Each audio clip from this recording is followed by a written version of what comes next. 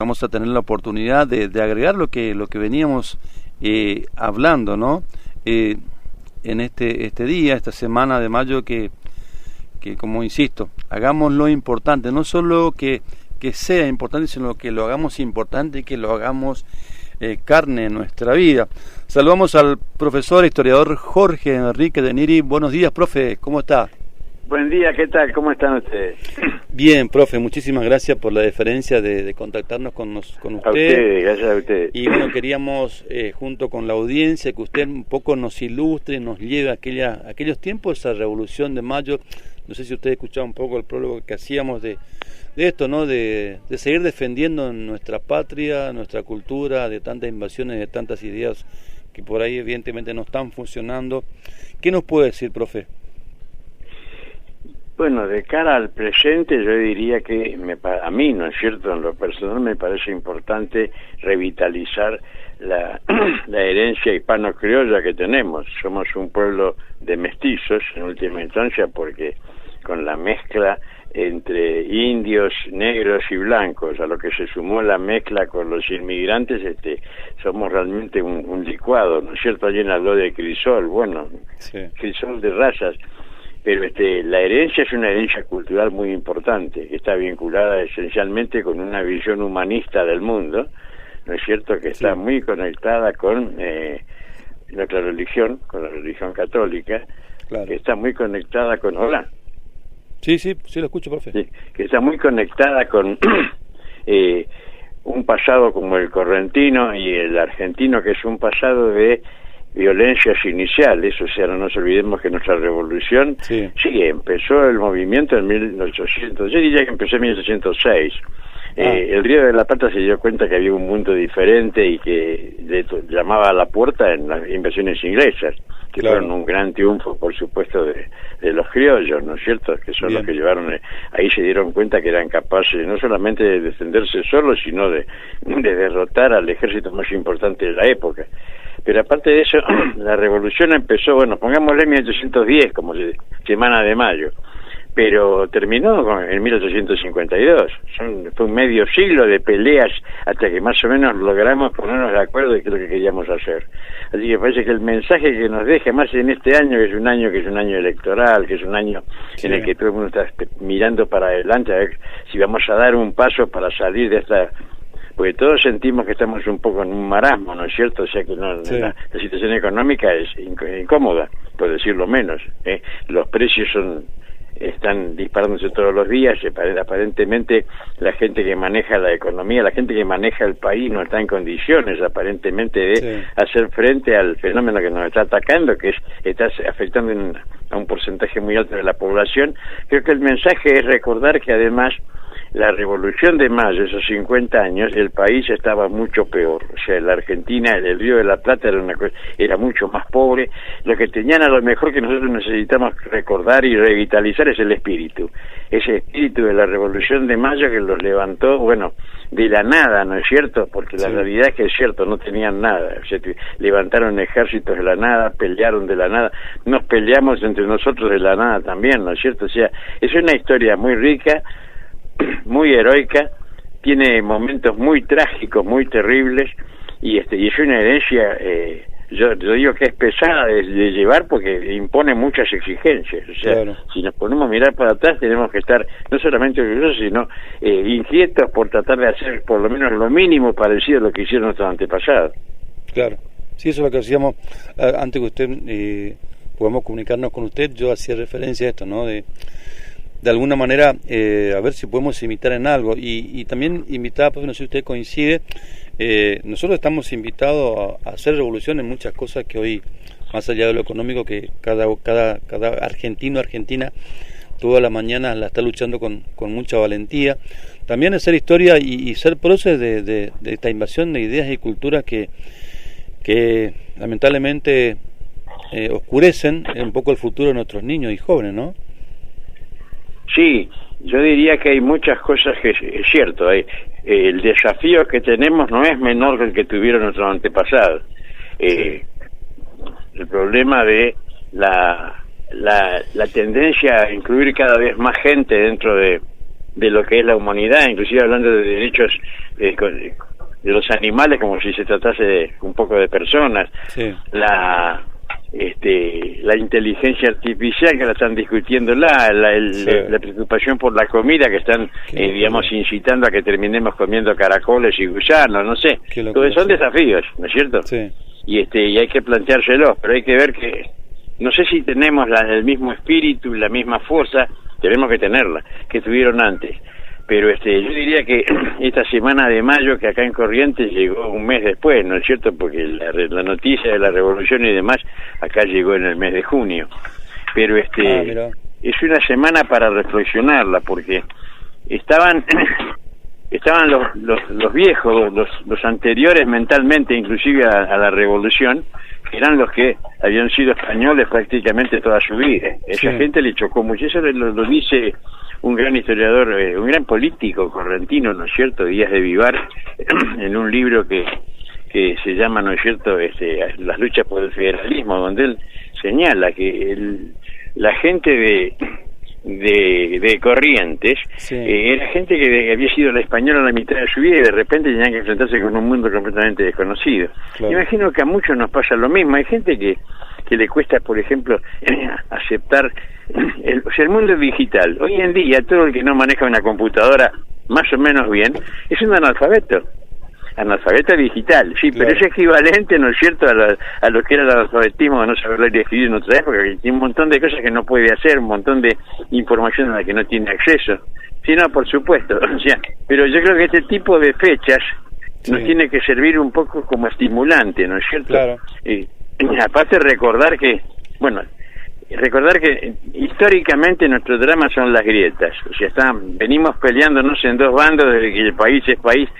En algún momento solamente hubo alguna generación que logró solucionar eso, creo que fue la generación del 80, pero antes y después, bueno, siempre estuvo este tema de federales unitarios, saberistas y morenistas, y qué sé yo. Ese me parece que es el desafío más grande de todos los que tenemos. Qué bueno, profe, perdón que lo interrumpa, esto que habla usted, ¿no?, señala de que ya, o sea, como que algo nuevo, esto que habla hoy la sociedad, la grieta, usted hace referencia y recalca que viene de hace mucho tiempo. Sí, no, es una cosa que, es más, yo diría que viene ya de España. Mira vos. Que no es, nosotros no la inventamos, sino que ya nos vino de España. Mira. Qué buen dato.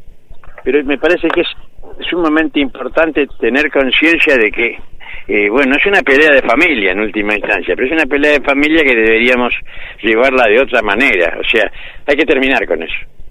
Tenemos que acordar que lo importante es que somos todos argentinos, que somos todos, venimos de los mismos orígenes, nos guste o no nos guste. Está bien, tenemos que aceptar cada vez más, digamos, a los que tenemos que preocuparnos en la medida de lo que corresponde, ¿no es cierto?, por aquellos que son desafortunados y que la vida no les ha dado lo que quisieran tener. Tenemos que dejarnos de jorobar con eso del pobrismo y de pensar que una persona por el solo hecho de haber hecho dinero tiene que ser un sinvergüenza. Sí. Hay una serie de prejuicios muy serios dentro de nuestra sociedad que también hay que terminar, no solamente con esas peleas de índole política.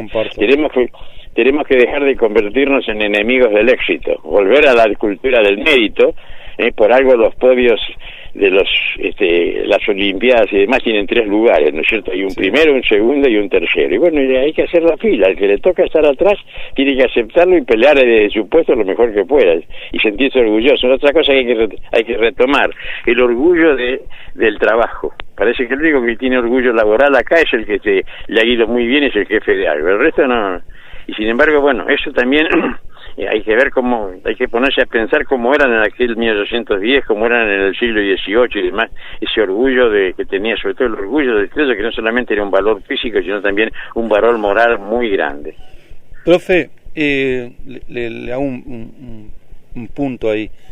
¿Qué trabajo predominaba allá por 1810? ¿De qué se sustentaba, digamos, el trabajador argentino? ¿Recuerda usted? Bueno, voy a dar una respuesta políticamente incorrecta. O sea, en Buenos Aires el trabajo más prometedor, el más exitoso y el que mejores réditos producía era el contrabando. Y que acá también, o sea, era importante, no nos engañemos. Toda esa discusión respecto de los túneles, bueno, hay gente como yo que piensa que había sótanos, ¿no es cierto? Sí, pero eran para guardar todo lo que estaba escondido para poder contrabandearlo. Claro. Y después en la ganadería, o sea, acá en Corrientes las mujeres eran las que mató, y la mujer es la que ha hecho la historia de Corrientes desde el punto de vista del sostén del hogar y de todo lo que vale la pena, porque mientras el hombre iba y cuidaba las vacas, andaba con sus peones por el campo o estaba peleando, era la mujer la que tenía una industria hogareña con la que mantenía el hogar, fabricando cigarros, fabricando velas, juntando los huevos de la gallina, era como diríamos, el emprendedorismo absoluto. Claro. Y no hay otra cosa, o sea, era una sociedad, si no digo indigente, pero una sociedad muy carente, llena de carencias, que no las sentía, porque el problema de las carencias es cuando yo siento que me falta algo, pero yo me siento bien con lo que tengo, no hay carencia, no hay ninguna carencia. Claro. Mientras tenga lo que me hace falta para comer, y mientras tenga la dignidad que necesito para vivir, y bueno, lo demás es prescindible, y la gente de esa época era así, o sea, cuando había alguna cosa que salía mal, iban a la iglesia, salían a hacer procesiones, como en el caso de la Virgen de la Merced, que le encomendaron la ciudad para que haya un momento crítico de, hoy llamaríamos, qué sé yo, no digo pandemia, pero es una epidemia muy fiera, una sequía muy grande. O sea, las cosas que a nosotros nos pasan, ya han pasado antes, y tuvieron sus recetas propias para llevarlas adelante. Pero el básico, en el corazón de todo argentino, de todo rioplatense, de todo iberoamericano, de todo hispanoamericano, hay una vaca. Por algo las figuras prestigiosas son el extranjero, el hacendado, porque era lo que había.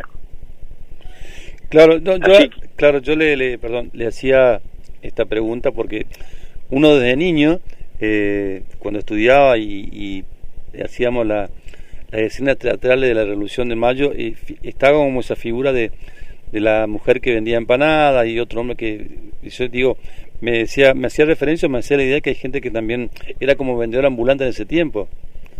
Sí, el tema es que muchos de esos eran esclavos. Ah, mira. El esclavo trabajaba para el patrón, como puede haber un tipo que tenga una cabina telefónica, y salía y vendía y vendía la plata. Claro. Inclusive por eso cuando hay una vieja frase de aquella época, me costó un negro con pito y todo, que era porque el esclavo de determinada categoría venía con un silbato de plata para que mientras no sabía el idioma la dueña lo pudiera llamar. Así que pero las figuras pintorescas que reproducimos en nuestras fiestas escolares, y son fundamentalmente de la gente que, digamos, que tenía menos nivel económico, eran los que vendían para vivir de lo que vendían cada día. Profe, ¿y de qué, quizá esta pregunta, pero digo, ¿de qué vivían o qué cobraban aquellos próceres de primera junta, que según Saavedra, Belgrano, de qué vivían? ¿Cuál era el sueldo? ¿De qué el Estado? Ya no hago esta pregunta, ¿no? Porque como en ese punto todavía no había Estado, estaba formándose. ¿Usted sabe o menos tiene información de eso? Pagaban, el gobierno pagaba cuando podía. Ah, bien. Pagaba con promesas, pagaba con papeles, o sea, le daban un grado militar, le otorgaban un diploma. Cuando iba a llegar la paga, como decía Bernina Ayala, uno va a tener que sufrir largo por la paga. Y en algunos casos no había moneda. Acá en Corrientes no había metálico. El metálico llegó en forma de libras esterlinas inglesas de oro junto con los Parry Robertson, 1819 aproximadamente. Antes era todo un sistema de trueques. O sea, el cabildo todos los años ponía el cabildo no era lo mismo, pero era algo parecido a una municipalidad que tenía muchísimo más poder, porque era el que decidía todo lo que había que hacer y cómo hacerlo, quién hacerlo, cuándo. Y el cabildo todos los años ponía una lista con las equivalencias, ¿no es cierto? ¿Cuántas gallinas por un gallo?